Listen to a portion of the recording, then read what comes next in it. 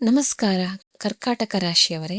ಮೊದಲನೆಯದಾಗಿ ಈ ಅಳುವುದು ಮತ್ತು ಕೆಲಸಕ್ಕೆ ಬಾರದ ಜನರಿಗಾಗಿ ಕಣ್ಣೀರು ಸುರಿಸುವುದನ್ನು ಹಿಂದೆ ಮತ್ತು ಈಗಲೇ ನಿಲ್ಲಿಸಿ. ಕಳೆದ ಕೆಲವು ವರ್ಷಗಳಲ್ಲಿ ನಿಮ್ಮ ಅತಿದೊಡ್ಡ ತಪ್ಪು ಏನಾಗಿತ್ತು? ನೀವು ಜನರ ಬಗ್ಗೆ ತುಂಬಾ ಕಾಳಜಿ ವಹಿಸಿದಿರಿ, ಎಲ್ಲರನ್ನೂ ನಿಮ್ಮವರೆಂದು ಭಾವಿಸಿದಿರಿ, ಎಮೋಷನಲ್ ಫೂಲ್ ಆಗಿ ನಿಮ್ಮದೆಲ್ಲವನ್ನೂ ನಿಮ್ಮವರಿಗಾಗಿ ಧಾರೆ ಎರೆದಿರಿ ಮತ್ತು ಬದಲಿಗೆ ನಿಮಗೆ ಸಿಕ್ಕಿದ್ದೇನು?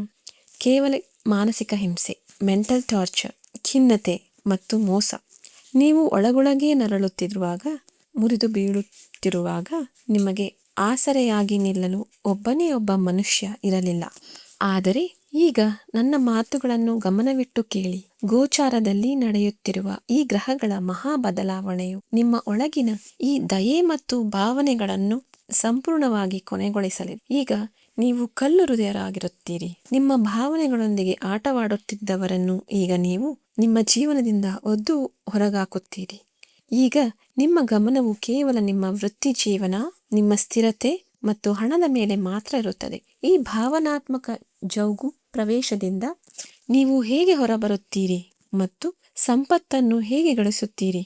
ಈ ವಿಡಿಯೋದಲ್ಲಿ ಸಂಪೂರ್ಣ ಸತ್ಯವನ್ನು ಹೇಳಲಿದ್ದೇನೆ. ಗಮನವಿಟ್ಟು ನೋಡಿ. 27 ಜುಲೈನಿಂದ 19 ಡಿಸೆಂಬರ್ 2026ರವರೆಗೆ ಮೀನರಾಶಿಯಲ್ಲಿ ಶನಿಯು ವಕ್ರಿಯಾಗುವುದು ಕರ್ಕಾಟಕ ರಾಶಿಯವರಿಗೆ ಅತ್ಯಂತ ಪ್ರಮುಖವಾದ ಜ್ಯೋತಿಷ್ಯ ಘಟನೆಯಾಗಿದೆ. ಈ 138 ದಿನಗಳ ಗೋಚಾರವು ನಿಮ್ಮ ಜೀವನದಲ್ಲಿ ಯಾವುದೇ ಬಿಕ್ಕಟ್ಟನ್ನು ತರುತ್ತಿಲ್ಲ.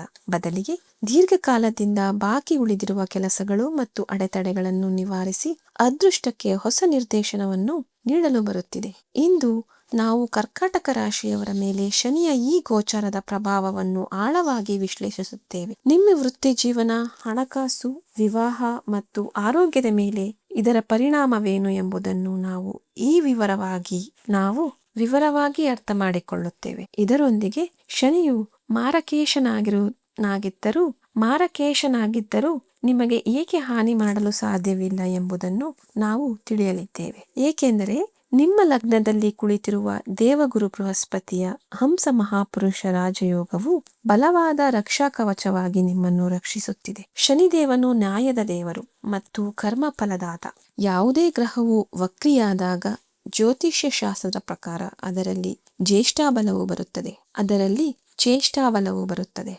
ಇದರಿಂದಾಗಿ ಆ ಗ್ರಹವು ಸಾಮಾನ್ಯ ದಿನಗಳಿಗಿಂತ ಹೆಚ್ಚು ಶಕ್ತಿಯುತವಾಗಿರುತ್ತದೆ. ವಕ್ರಿಯಾಗುವುದು ಎಂದರೆ ಪುನರಾವರ್ತನೆ. ಇದರ ನೇರ ಅರ್ಥ ನಿಮ್ಮ ಜೀವನದಲ್ಲಿ ಹಳೆಯ ಫೈಲುಗಳು ಮತ್ತೆ ತೆರೆದುಕೊಳ್ಳುವುದು.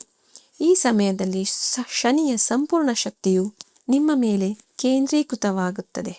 ಕರ್ಕಾಟಕ ರಾಶಿಗೆ ಶನಿಯು 7ನೇ ಮತ್ತು 8ನೇ ಮನೆಯ ಅಧಿಪತಿಯಾಗಿದ್ದಾನೆ. ಇದನ್ನು ಮಾರಕೇಶ ಗ್ರಹವೆಂದು ಪರಿಗಣಿಸಲಾಗುತ್ತದೆ. ಶನಿಯ ಸ್ವಭಾವವು ವಾಯುತತ್ವದ್ದಾಗಿದೆ ಮತ್ತು ಅವರು ಕುಳಿತಿರುವ ಮೀನ ರಾಶಿಯು ಜಲತತ್ವದ ರಾಶಿಯಾಗಿರುತ್ತದೆ. ವಾಯು ಮತ್ತು ಜಲದ ಮಿಲನವಾದಾಗ ಪರಿಸ್ಥಿತಿಗಳಲ್ಲಿ ಒಂದು ರೀತಿಯ ಪ್ರಕ್ಷುಬ್ಧತೆ ಅಂದರೆ ಏರುಪೇರು ಉಂಟಾಗುತ್ತದೆ.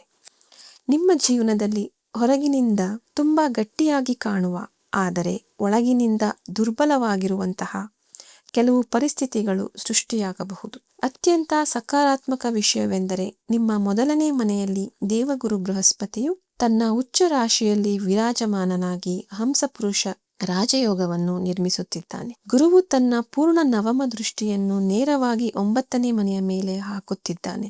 ಅಲ್ಲಿ ಶನಿಯು ಗೋಚರ ಮಾಡುತ್ತಿದ್ದಾನೆ. ಗುರುವಿನಂತಹ ಪರಮ ಶುಭ ಗ್ರಹದ ದೃಷ್ಟಿಯು ಯಾವುದೇ ಮಾರಕ ಗ್ರಹದ ಮೇಲೆ ಬಿದ್ದಾಗ ಅದರ ಮಾರಕ ಸಾಮರ್ಥ್ಯವು ಬಹುತೇಕ ಶೂನ್ಯವಾಗುತ್ತದೆ ಎಂಬುದನ್ನು ಶಾಸ್ತ್ರಗಳ ಅಟಲ ನಿಯಮ. ಈ ಸಮಯವು ನಿಮಗೆ ಯಾವುದೇ ವರಕ್ಕಿಂತ ಕಡಿಮೆಲ್ಲ. ನಿಮ್ಮ ವೃತ್ತಿ ಜೀವನ ಮತ್ತು ವ್ಯವಹಾರದ ಬಗ್ಗೆ ಮಾತನಾಡುವುದಾದರೆ 9ನೇ ಮನೆಯಲ್ಲಿ ಕುಳಿತಿರುವ ವಕ್ರಿ ಶನಿಯ ವಿಶೇಷ 3 ಹೌಸ್ ಇಂಪ್ಯಾಕ್ಟ್ 3 ಮನೆಗಳ ಪ್ರಭಾವ ನಿಮ್ಮ ಜೀವನದ ಮೇಲೆ ಬೀಳುತ್ತದೆ. ನಿಮ್ಮ ವೃತ್ತಿ ಜೀವನದಲ್ಲಿ ಕಳೆದ ಹಲವು ತಿಂಗಳುಗಳು ಅಥವಾ ವರ್ಷಗಳಿಂದ ಸ್ಥಗಿತಗೊಂಡಿದ್ದ ಕೆಲಸಗಳು ಇದ್ದಕ್ಕಿದ್ದಂತೆ ಪೂರ್ಣಗೊಳ್ಳಲು ಪ್ರಾರಂಭಿಸುತ್ತದೆ. ನೀವು ವ್ಯವಹಾರದೊಂದಿಗೆ ಸಂಪರ್ಕ ಹೊಂದಿದ್ದರೆ ನಿಮ್ಮನ್ನು ನಿರಾಕರಿಸಿ ಹೋದ ಹಳೆಯ ಗ್ರಾಹಕರು ಅಥವಾ ಕ್ಲೈಂಟ್ಸ್ ಹಿಂತಿರುಗುವ ಸಂಪೂರ್ಣ ಸಾಧ್ಯತೆ ಇದೆ. ಶನಿಯು ನಿಮ್ಮ 7ನೇ ಮನೆಯ ಅಧಿಪತಿಯಾಗಿದ್ದಾನೆ ಮತ್ತು ಒಂದು ಹೆಜ್ಜೆ ಹಿಂದಕ್ಕೆ ಹೋಗುವ ಮೂಲಕ 8ನೇ ಮನೆಯ ಪ್ರಭಾವವನ್ನು ನೀಡುತ್ತಿದ್ದಾನೆ. ಹಳೆಯ ಮತ್ತು ಅಪೂರ್ಣ ಕರ್ಮಗಳನ್ನು ಸರಿಪಡಿಸಲು ಇದು ಸಕಾಲ. ಶನಿಯು ಒಬ್ಬ ಬಿಲ್ಡರ್ನಂತೆ ಕೆಲಸ ಮಾಡುತ್ತಿದ್ದಾನೆ. ಅವನು ತನ್ನ ಹಳೆಯ ಕಟ್ಟಡದ ನ್ಯೂನತೆಗಳನ್ನು ಸರಿಪಡಿಸಲು ಹಿಂತಿರುಗುತ್ತಿದ್ದಾನೆ. ಆದಾಗ್ಯೂ 10ನೇ ಮನೆಯ ಮೇಲೆ ಶನಿಯ ಪ್ರಭಾವ ಕಡಿಮೆ ಇರುವುದರಿಂದ ಅಧಿಕಾರಿಗಳು ಅಥವಾ ಬಾಸ್ ಜೊತೆಗಿನ ಸಮನ್ವಯದಲ್ಲಿ ಸ್ವಲ್ಪ ತಪ್ಪು ಗ್ರಹಿಕೆಗಳು ಉಂಟಾಗಬಹುದು. ಆಗಸ್ಟ್ 21ರ ನಂತರ ಶನಿಯು ಉತ್ತರ ಭಾದ್ರಪದ ನಕ್ಷತ್ರವನ್ನು ಪ್ರವೇಶಿಸಿದಾಗ ವ್ಯವಹಾರದಲ್ಲಿ ಈ ಸಕಾರಾತ್ಮಕ ಬದಲಾವಣೆಯು ಬಹಳ ವೇಗವಾಗಿ ಕಂಡುಬರುತ್ತದೆ. ಈ ಸಮಯದಲ್ಲಿ ಅತ್ಯಂತ ಪ್ರಮುಖವಾದ ನಿಯಮವೆಂದರೆ ನಿಮ್ಮ ವ್ಯವಹಾರ ಯೋಜನೆಗಳನ್ನು ಸಂಪೂರ್ಣವಾಗಿ ರಹಸ್ಯವಾಗಿ, ಅಂದರೆ ಸೀಕ್ರೆಟ್ ಆಗಿ, ಏಕೆಂದರೆ 8ನೇ ಮನೆಯು ರಹಸ್ಯ ವಿಷಯಗಳಿಗೆ ಸೇರಿತು ಮತ್ತು ಯೋಜನೆಗಳನ್ನು ಬಹಿರಂಗಪಡಿಸುವುದು ನಿಮ್ಮ ಕೆಲಸವನ್ನು ಹಾಳು ಮಾಡಬಹುದು. ಹಣಕಾಸು ಮತ್ತು ಕ್ಯಾಶ್ ಫ್ಲೋ ವಿಷಯದಲ್ಲಿ ಈ ಸಮಯವು ನಿಮಗೆ ಅತ್ಯುತ್ತಮ ಫಲಿತಾಂಶಗಳನ್ನು ನೀಡಲಿದೆ. ನಿಮ್ಮ ಜೀವನದಲ್ಲಿ ಆದಾಯದ ಹೊಸ ಮೂಲಗಳು ತೆರೆದುಕೊಳ್ಳುತ್ತವೆ. 9ನೇ ಮನೆಯಿಂದ ಶನಿದೇವನು ತನ್ನ 3ನೇ ದೃಷ್ಟಿಯನ್ನು 11ನೇ ಮನೆಯ ಮೇಲೆ, ಅಂದರೆ ಲಾಭದ ಮನೆಯ ಮೇಲೆ ಹಾಕುತ್ತಿದ್ದಾನೆ. 11ನೇ ಮನೆಯು ವೃಷಭ ರಾಶಿಯದ್ದಾಗಿದೆ. ಇದರ ಅಧಿಪತಿ ಶುಕ್ರ ಮತ್ತು ಶುಕ್ರನು ಶನಿಯ ಪರಮ ಮಿತ್ರ. ವಕ್ರಿ ಶನಿಯ ಕಾರಣದಿಂದಾಗಿ ಈ ಆರ್ಥಿಕ ಲಾಭವು ನಿಮಗೆ ಅನೇಕ ಪಟ್ಟು ಹೆಚ್ಚಾಗಿ ಸಿಗಬಹುದು. ನಿಮ್ಮ ಹಣ ಎಲ್ಲಾದರೂ ಸಿಲುಕಿಕೊಂಡಿದ್ದರೆ, ಯಾವುದೇ ಹಳೆಯ ಸಾಲ ಬಾಕಿ ಇದ್ದರೆ ಅಥವಾ ಪೂರ್ವಜರ ಆಸ್ತಿಯ ವಿವಾದ ನಡೆಯುತ್ತಿದ್ದರೆ ಅಲ್ಲಿಂದ ಇದ್ದಕ್ಕಿದ್ದಂತೆ ಲಿಕ್ವಿಡ್ ಕ್ಯಾಶ್ ಅಥವಾ ಧನ ಲಾಭವಾಗಬಹುದು. ಸಂಪೂರ್ಣ ಸಾಧ್ಯತೆ ಇದೆ. ಜುಲೈ 27 ಮತ್ತು ಆಗಸ್ಟ್ 20ರ ನಡುವೆ ಶನಿಯು ರೇವತಿ ನಕ್ಷತ್ರದಲ್ಲಿ ಗೋಚಾರ ಮಾಡುತ್ತಾನೆ. ಇದರ ಅಧಿಪತಿ ವ್ಯಾಪಾರ ಮತ್ತು ಲೆಕ್ಕಪತ್ರಗಳ ಕಾರಕ ಗ್ರಹವಾದ ಬುಧ. ನಿಮ್ಮ ಬ್ಯಾಂಕ್ ಬ್ಯಾಲೆನ್ಸ್ ಅನ್ನು ಹೆಚ್ಚಿಸಲು ಈ ಸಮಯವು ಅತ್ಯಂತ ಅನುಕೂಲಕರವಾಗಿದೆ.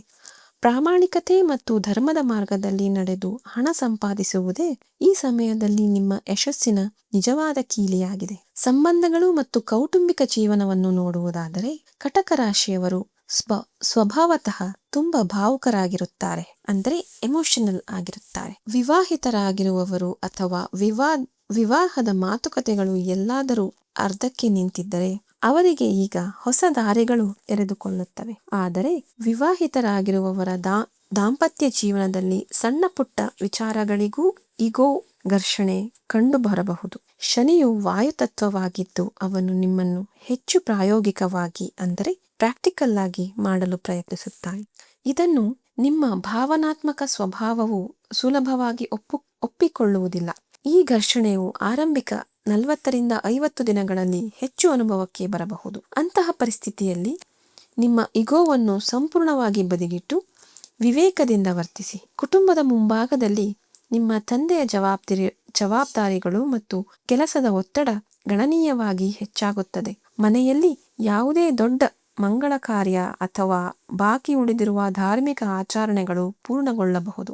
9ನೇ ಮನೆಯು ತಂದೆ ಮತ್ತು ಧರ್ಮದ್ದಾಗಿದೆ ಮತ್ತು ಶನಿಯ ದೃಷ್ಟಿಯು 11ನೇ ಮತ್ತು 3ನೇ ಮನೆಯ ಮೇಲೆ ಇರುವುದರಿಂದ ನೀವು ಹಿರಿಯ ಮತ್ತು ಕಿರಿಯ ಒಡಹುಟ್ಟಿದವರಿಂದ ಸಂಪೂರ್ಣ ಬೆಂಬಲವನ್ನು ಪಡೆಯುತ್ತೀರಿ. ಈ ಸಮಯದಲ್ಲಿ ತಂದೆಯೊಂದಿಗೆ ಯಾವುದೇ ವಾದ ವಿವಾದಗಳನ್ನು ತಪ್ಪಿಸಿ ಅವರ ಆಶೀರ್ವಾದವು ನಿಮಗೆ ಅಭೇದ್ಯ ಕವಚವಾಗಿ ಕಾರ್ಯನಿರ್ವಹಿಸುತ್ತದೆ. ಆರೋಗ್ಯದ ದೃಷ್ಟಿಯಿಂದ ನೀವು ಸ್ವಲ್ಪ ಎಚ್ಚರದಿಂದಿರಬೇಕು, ಆದರೆ ಇದು ಚೇತರಿಕೆಯ ದೀರ್ಘ ಪ್ರಕ್ರಿಯೆಯಾಗಿದೆ. ಶನಿಯ 10ನೇ ದೃಷ್ಟಿ ನೇರವಾಗಿ 6ನೇ ಮನೆಯ ಮೇಲೆ ಬೀಳುತ್ತಿದೆ. ಇದು ರೋಗ ಮತ್ತು ಸಾಲದ ಮನೆಯಾಗಿದೆ. ದೀರ್ಘಕಾಲದಿಂದ ಅಡಗಿರುವ ನಿಮ್ಮ ದೇಹದಲ್ಲಿನ ಯಾವುದೇ ಕಾಯಿಲೆ, ವಿಶೇಷವಾಗಿ ಮೂಳೆಗಳು, ಮೊಣಕಾಲುಗಳು ಅಥವಾ ಹೊಟ್ಟೆಗೆ ಸಂಬಂಧಿಸಿದ ಸಮಸ್ಯೆ ಈಗ ಹೊರಬರಬಹುದು. ಶನಿದೇವನು ಈ ರೋಗವನ್ನು ಹೆಚ್ಚಿಸುತ್ತಿಲ್ಲ, ಬದಲಿಗೆ ಅದನ್ನು ಹೊರತೆಗೆದು ಬೇರಿನಿಂದಲೇ ನಾಶ ಮಾಡುವ ಅವಕಾಶವನ್ನು ನೀಡುತ್ತಿದ್ದಾನೆ. ಹವಾಮಾನ ಬದಲಾವಣೆಯ ಸಮಯದಲ್ಲಿ, ವಿಶೇಷವಾಗಿ ಸೆಪ್ಟೆಂಬರ್ ಅಂತ್ಯದಲ್ಲಿ, ನಿಮ್ಮ ರೋಗ ನಿರೋಧಕ ಶಕ್ತಿಯ, ಅಂದರೆ ಇಮ್ಯುನಿಟಿ ಬಗ್ಗೆ ವಿಶೇಷ ಕಾಳಜಿ ವಹಿಸಿ ಮತ್ತು ಯಾವುದೇ ತೊಂದರೆಯನ್ನು ನಿರ್ಲಕ್ಷಿಸದೆ ತಕ್ಷಣ ವೈದ್ಯರನ್ನು ಸಂಪರ್ಕಿಸಿ. ಶಿಕ್ಷಣ ಪಡೆಯುತ್ತಿರುವ ಅಥವಾ ಸ್ಪರ್ಧಾತ್ಮಕ ಪರೀಕ್ಷೆಗಳಿಗೆ ತಯಾರಿ ನಡೆಸುತ್ತಿರುವ ವಿದ್ಯಾರ್ಥಿಗಳಿಗೆ ಈ ಅವಧಿಯು ಅತ್ಯಂತ ಶುಭದಾಯಕವಾಗಿದೆ. ನಿಮ್ಮ ಏಕಾಗ್ರತೆ ಹೆಚ್ಚು ವೃದ್ಧಿಯಾಗುತ್ತದೆ. 9ನೇ ಮನೆಯು ಉನ್ನತ ಶಿಕ್ಷಣದ್ದಾಗಿದೆ ಮತ್ತು ಗುರುವು ಲಗ್ನದಿಂದ ತನ್ನ 5ನೇ ದೃಷ್ಟಿಯನ್ನು ಶಿಕ್ಷಣದ ಮನೆಯ ಮೇಲೆ ಹಾಕುತ್ತಿದ್ದಾನೆ. ಗುರುವಿನ ಜ್ಞಾನ ಮತ್ತು ಶನಿಯ ಕಠಿಣ ಪರಿಶ್ರಮವು ಸೇರಿ ನಿಮಗೆ ಅತ್ಯುತ್ತಮ ಯೋಗವನ್ನು ಸೃಷ್ಟಿಸುತ್ತಿವೆ. ನೀವು ವಿದೇಶಕ್ಕೆ ಹೋಗಿ ಅಧ್ಯಯನ ಮಾಡಲು ಅಥವಾ ಯಾವುದೇ ದೊಡ್ಡ ಸಂಸ್ಥೆಯಲ್ಲಿ ಪ್ರವೇಶ ಪಡೆಯಲು ಯೋಚಿಸುತ್ತಿದ್ದರೆ ಆಗಸ್ಟ್ ನಂತರ ಆ ಎಲ್ಲ ಅಡೆತಡೆಗಳು ನಿವಾರಣೆಯಾಗುತ್ತವೆ.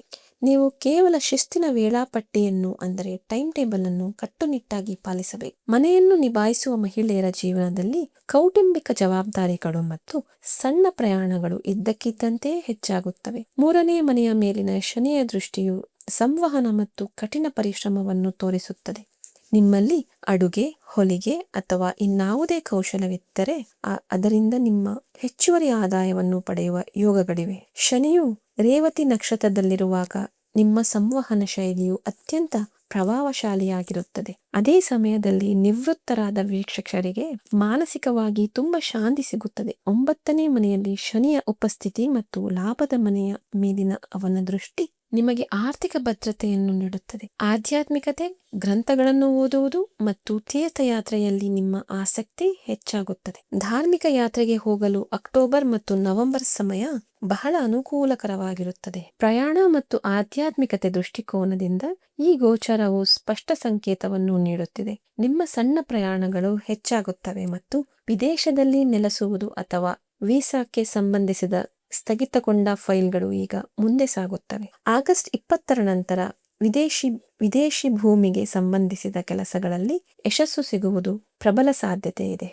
ಮಾನಸಿಕವಾಗಿ ಈ ಸಮಯವು ಆತ್ಮಾವಲೋಕನದ್ದಾಗಿದೆ. ರಹಸ್ಯ ವಿದ್ಯೆಗಳು, ಧ್ಯಾನ ಮತ್ತು ಜ್ಯೋತಿಷ್ಯದಲ್ಲಿ ನೀವು ತೀರಾ ಆಸಕ್ತಿಯನ್ನು ಹೊಂದುತ್ತೀರಿ. ಶನಿಯು 8ನೇ ಮನೆಯ ಗುಪ್ತ ಜ್ಞಾನದ ಫಲವನ್ನು ನೀಡುತ್ತಿದ್ದಾನೆ. ಇದು ನಿಮ್ಮ ಪ್ರಜ್ಞೆಯನ್ನು ಬೆಳೆಸುತ್ತದೆ ಮತ್ತು ನೀವು ಜೀವನದ ಆಳವನ್ನು ಹೆಚ್ಚು ಸ್ಪಷ್ಟವಾಗಿ ಅರ್ಥ ಮಾಡಿಕೊಳ್ಳಲು ಸಾಧ್ಯವಾಗುತ್ತದೆ. ಈ ಸಂಪೂರ್ಣ 138 ದಿನಗಳ ಗೋಚಾರವನ್ನು ನಾವು ಸಮಯಕ್ಕೆ ಅನುಗುಣವಾಗಿ ವಿಭಜಿಸಿದರೆ, ಜುಲೈ 27ರಿಂದ ಆಗಸ್ಟ್ 20ರವರೆಗಿನ ರೇವತಿ ನಕ್ಷತ್ರದ ಹಂತವು ನಿಮ್ಮ ಹಣಕಾಸು ಮತ್ತು ಬುದ್ಧಿಶಕ್ತಿಗೆ ಸಂಬಂಧಿಸಿದೆ. ಈ ಅವಧಿಯಲ್ಲಿ ನಿಮ್ಮ ಸಂಪೂರ್ಣ ಗಮನವು ಬ್ಯಾಂಕ್ ಬ್ಯಾಲೆನ್ಸ್ ಅನ್ನು ಸುಧಾರಿಸುವ ಮತ್ತು ಬಾಕಿ ಇರುವ ಹಣವನ್ನು ಮರಳಿ ಪಡೆಯುವ ಕಡೆಗೆ ಇರುತ್ತದೆ. ನಿಮ್ಮ ದಾಖಲೆಗಳು ಮತ್ತು ಲೆಕ್ಕಾಚಾರಗಳನ್ನು ಸಂಪೂರ್ಣವಾಗಿ ಸರಿಯಾಗಿ ಇಟ್ಟುಕೊಳ್ಳಿ. ಆಗಸ್ಟ್ 21ರಿಂದ ಡಿಸೆಂಬರ್ 11ರವರೆಗೆ ಶನಿಯು ತನ್ನದೇ ಆದ ಉತ್ತರ ಭಾದ್ರಪದ ನಕ್ಷತ್ರದಲ್ಲಿ ಇರುತ್ತಾನೆ. ಆ ಅವಧಿಯು ಕಟ್ಟುನಿಟ್ಟಾದ ಶಿಸ್ತಿನದ್ದಾಗಿರುತ್ತದೆ. ಕೆಲಸದ ವೇಗ ಸ್ವಲ್ಪ ನಿಧಾನವಾಗುವುದು ಖಂಡಿತ, ಆದರೆ ತೆಗೆದುಕೊಳ್ಳುವ ಯಾವುದೇ ನಿರ್ಧಾರಗಳು ತುಂಬಾ ಬಲವಾಗಿರುತ್ತದೆ. ನ್ಯಾಯಾಲಯದ ಪ್ರಕರಣಗಳು ಅಥವಾ ಉದ್ಯೋಗವನ್ನು ಬದಲಾಯಿಸುವಂತಹ ವಿಷಯಗಳಲ್ಲಿ ನಿರ್ಧಾರವು ನಿಮ್ಮ ಪರವಾಗಿ ಬರುವ ಸಂಪೂರ್ಣ ನಿರೀಕ್ಷೆ ಇದೆ. ಆದ್ದರಿಂದ ಆತುರ ಪಡಬೇಡಿ ಮತ್ತು ತಾಳ್ಮೆ ಕಳೆದುಕೊಳ್ಳಬೇಡಿ. ಈ ಗೋಚಾರದ ಸಮಯದಲ್ಲಿ ನಿಮ್ಮ ಶಕ್ತಿಯನ್ನು ಸಕಾರಾತ್ಮಕವಾಗಿಡಲು ಬಿಳಿ ಮತ್ತು ತಿಳಿ ಹಳದಿ ಬಣ್ಣವು ನಿಮಗೆ ಅದೃಷ್ಟಶಾಲಿಯಾಗಿರುತ್ತದೆ. ಹೊಸ ಕೆಲಸವನ್ನು ಪ್ರಾರಂಭಿಸಲು ಸೋಮವಾರ ಮತ್ತು ಗುರುವಾರ ಅತ್ಯುತ್ತಮ ದಿನಗಳು. ಈಶಾನ್ಯ ದಿಕ್ಕಿನಲ್ಲಿ ಕುಳಿತು ಪ್ರಮುಖ ಕೆಲಸಗಳನ್ನು ಮಾಡುವುದು ಫಲಪ್ರದಾಯಕವಾಗುತ್ತದೆ ಮತ್ತು 2 ಹಾಗೂ 3ನೇ ಸಂಖ್ಯೆಗಳು ನಿಮಗೆ ಲಕ್ಕಿ ಆಗಿರುತ್ತದೆ. ಪರಿಹಾರಗಳಾಗಿ ಯಾವುದೇ ದುಬಾರಿ ರತ್ನದ ಅಗತ್ಯವಿಲ್ಲ. ಪ್ರತಿ ಮಂಗಳವಾರ ಮತ್ತು ಶನಿವಾರ ಹನುಮಂತನ ಪಾದಗಳಿಗೆ ಮಲ್ಲಿಗೆ ಎಣ್ಣೆಯನ್ನು ಸಿಂಧೂರವನ್ನು ಬೆರೆಸಿ ಅರ್ಪಿಸಿ ಮತ್ತು ಹನುಮಾನ್ ಚಾಲೀಸವನ್ನು ಪಠಿಸಿ. ಮನಸ್ಸಿನ ಶಾಂತಿಗಾಗಿ ಸಂಜೆ ಚಂದ್ರ ಬೀಜ ಮಂತ್ರವನ್ನು 1 ಮಾಲೆ ಜಪಿಸಿ. ಮನೆಯಲ್ಲಿ ಹಳೆಯ ಗುಜರಿ ವಸ್ತುಗಳನ್ನು ಅಥವಾ ಹಾಳಾದ ಚರ್ಮದ ವಸ್ತುಗಳನ್ನು ಸಂಗ್ರಹಿಸಲು ಬಿಡಬೇಡಿ ಮತ್ತು ನಿರ್ಗತಿಕರಿಗೆ ಸಹಾಯ ಮಾಡಿ. ಕೊನೆಯದಾಗಿ, ಈ ಸಂಪೂರ್ಣ ಗೋಚಾರದ ಸಮಯದಲ್ಲಿ ಕೆಲವು ಮುನ್ನೆಚ್ಚರಿಕೆಗಳನ್ನು ತೆಗೆದುಕೊಳ್ಳುವುದು ಕಡ್ಡಾಯವಾಗಿದೆ. 6ನೇ ಮನೆಯ ಮೇಲಿನ ದೃಷ್ಟಿಯ ಕಾರಣದಿಂದಾಗಿ ಹೊಸ ಲೋನ್ ಅಥವಾ ಸಾಲವನ್ನು ತೆಗೆದುಕೊಳ್ಳುವುದನ್ನು ಸಂಪೂರ್ಣವಾಗಿ ತಪ್ಪಿಸಿ.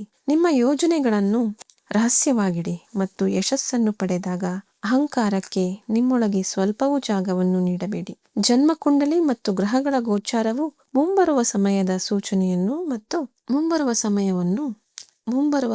ಸೂಚನೆಯನ್ನು ನಿಮಗೆ ನೀಡುತ್ತದೆ.